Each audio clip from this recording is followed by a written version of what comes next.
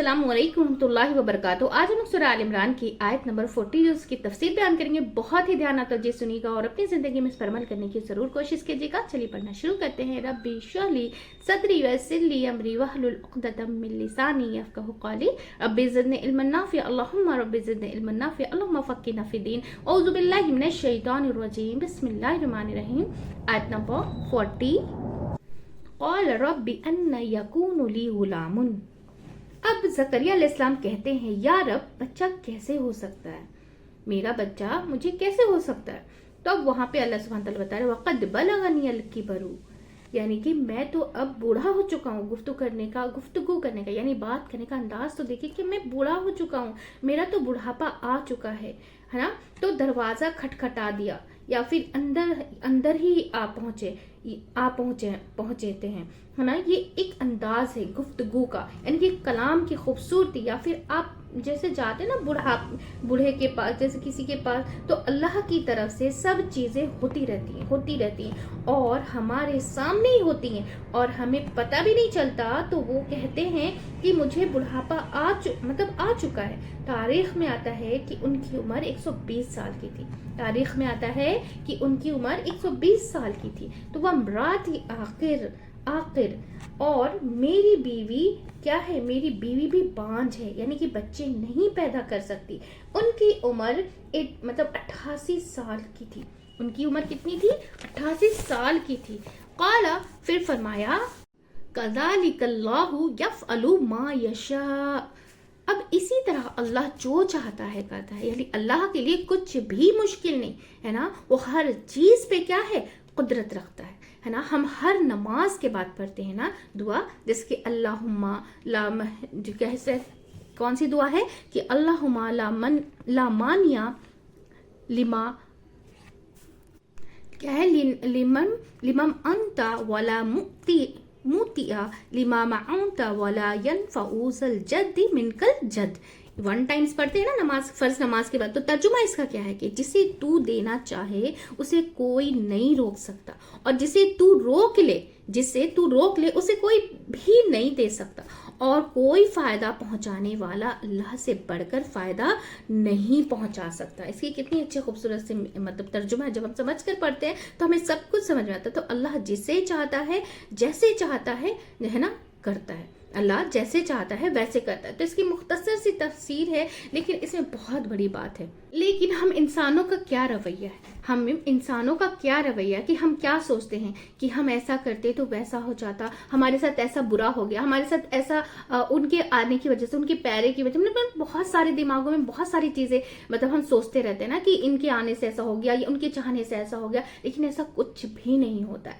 अल्लाह जो चाहता है वो करता है। हमें आजमाइश में डाला जाता है ना, क्योंकि दुनिया है ही आजमाइश की जगह। अगर हमें परेशानी आती है उस वक्त भी अल्लाह हमें क्या देखता है कि ये सब्र करता है या नहीं। परेशानी में हमें सब्र के साथ साथ मुझे तो कुछ बुरा भला नहीं बोल रहा है, वो मुझ पे यकीन करता है या नहीं करता है ना। अल्लाह बहुत देकर भी आजमाता है और लेकर भी आजमाता है। तो इस आयत से हमने क्या सीखा कि उनकी जो है ना उसकी शान है, वो जो चाहे और जब चाहे और जिसे चाहे जैसा चाहे करे, हर चीज पर वो कुदरत रखता है। जब हम जैसे कोई भी चीज हमें चाहिए तो हम क्या सोचते हैं, हम इंसान है ना, तो हम बहुत छोटा सोचते हैं। हम क्या सोचते हैं कि ऐसा अगर हम करेंगे तो हमारे साथ ऐसा हो जाएगा या हो ही नहीं सकता ये तो। लेकिन हम अल्लाह की कुदरत को क्या है भूल जाते हैं। अल्लाह की कुदरत है क्या, हमें उस पर गौर फिक्र जब करेंगे ना, तो आपकी बड़े से बड़ा काम हो, कोई भी काम हो, कोई भी दुनिया का कोई भी काम हो या आखिरत का काम हो, जो भी आपके दिल में है, तो आपको उस पर ऐसा यकीन आ जाएगा कि मैं एक तरीका बताती हूँ आपको कि उसके गौर फिक्र का सबसे आसान तरीका है कि आप सोचें कि मूसा अलैहिस्सलाम को जो अल्लाह जो है ना समुद्र में रास्ते बना सकता है। ये क्या छोटी बात है कि समुद्र में खुद बखुद रास्ते बन जाना और उससे दरिया को पार कर जाना और वही फिरौन का लश्कर को डुबो देना। ये एक अल्लाह ही की वाहिद قدرت ہے جو وہ کر سکتا ہے نا. کیا یہ ممکن ہے کہ ایک مطلب مریم علیہ السلام کو بن باپ کے بچہ پیدا ہو گیا؟ تو کیا یہ ممکن کام تھا؟ یہ ناممکن کام تھا. کیا یہ آپ لوگ غور و فکر کریں کہ زکریا علیہ السلام کو لے لیں. زکریا علیہ السلام کو یحییٰ علیہ السلام پیدا ہوئے, اتنی ساری 120 سال کی عمر ان کی تھی لگ بھگ بتایا جاتا ہے, اور اس کے بعد 88 سال کی عمر ان کی بیوی کی تھی. تو کیا ممکن تھا کہ وہ, اور اوپر سے وہ باندھ تھی, ان کو بچہ ہوا ہی نہیں تھا. تو کیا یہ ممکن کام؟ لیکن وہ ہر ناممکن کام کو ممکن کرنے پہ قادر ہے. جب ہم اس یقین کے ساتھ جب اللہ سے کوئی بھی چیز کی چھوٹی سے چھوٹی بڑی سے بڑی چیز کا مطالبہ کرتے ہیں نا, تو ہمارے اندر وہ جو جوش ہے اور ہمارے اندر جو اللہ کی طرف سے توکل آتا ہے, اللہ پہ توکل آتا ہے, اللہ پہ یقین آتا ہے, پھر ہم تصور بھی نہیں کر سکتے, ہم سوچنے کو بھی نہیں آئے گا, ہمارے پاس نیگیٹو پوائنٹس ہی نہیں آئیں گے کہ ہمارا یہ کام ہوگا یا نہیں ہوگا. بھائی اللہ قدرت رکھتا ہے, ہر ناممکن کو ممکن کرنے پہ وہ قادر ہے نا. یہ بہت ساری چیزیں ہیں جو قرآن میں موجود ہے. اب ابراہیم علیہ السلام کو دیکھ لیجیے, جب ان کو آگ میں ڈالا گیا, جتنے تھے سب ان کے آگ میں جب ڈالا گیا تھا, تو کیا ہوا کہ آگ کو اللہ سبحانہ وتعالیٰ نے حکم دیا کہ تو ٹھنڈی ہو جا. ان کو ٹھنڈک محسوس ہو رہی تھی, آگ کے بیچ میں ٹھنڈک محسوس ہونا, یہ ایک ناممکن سے ممکن کو بنا دینا, یہ اللہ کے ہاتھ میں ہے. اللہ قدرت رکھتا ہے. اور پھر ایک اور بات, جیسے یونس علیہ السلام کو دیکھے کہ مچھلی کے پیٹ میں اتنی دنوں تک زندہ رکھنا, یہ اللہ ہی کی تو معاشیت ہے, اللہ ہی کر سکتا ہے.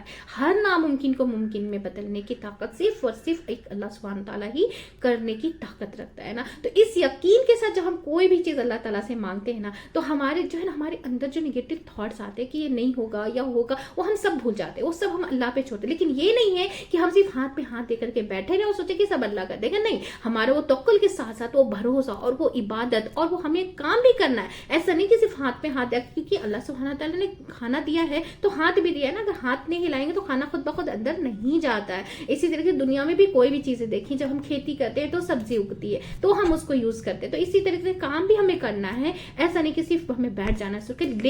لیکن جو یہ ہم سوچتے ہیں نا کہ ہم ایسا کر لیتے تو ویسا ہو جاتا, تو یہ چیز سے ہم بری ہو جائیں گے. اس چیز سے ہم مطلب ہم لوگ چھوڑ سکتے ہیں اس چیز کو, اور ہم اچھے طریقے سے اللہ پہ توکل پورا آ جائے گا نا, تو ہم اس بھروسے کے ساتھ جب وہ کام کرنا شروع کرتے ہیں تو کام بھی آسان ہو جاتا ہے, آگے کے راستے بھی دکھائی دینے لگتے ہیں, سب کچھ. اللہ کی ایسی مدد آتی ہے, ایسی مدد آتی ہے کہ آپ تصور بھی نہیں کر سکتے کہ کس طریقے سے مدد آئے گی انشاءاللہ تعالی, ہے نا. تو بس یہ بہت چھوٹی سی مختصر سی تفسیر تھی اس کی, لیکن اس میں بات بہت بڑی ہے. یہاں بھی اللہ کی قدرت کی بات ہو رہی ہے کہ اللہ کی کتنی بڑی قدرت ہے, وہ ہر چیز پہ.